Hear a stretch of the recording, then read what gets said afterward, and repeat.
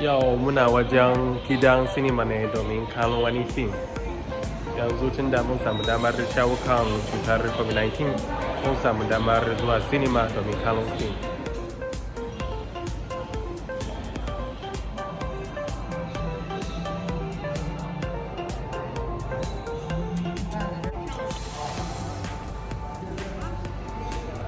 他在想什么呢？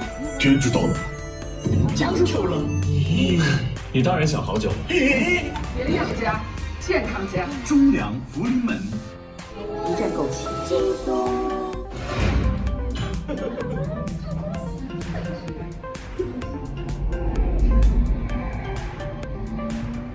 Yau saboda mutane suna aiki ne don haka yau a sinima babu mutane da yawa.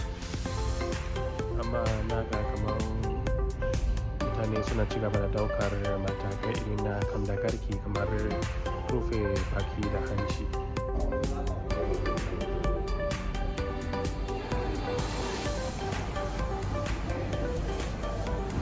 To fata na shine za mu samu gari mutane zuwa gidan sinima domin kallon fim ta da za su iya taimakawa wannan sana'a samun ci gaba domin sun sha wahala sosai a lokacin da ake samun yaduwar cutar covid-19.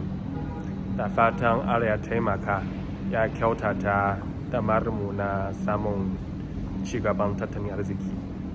Gaishe ku.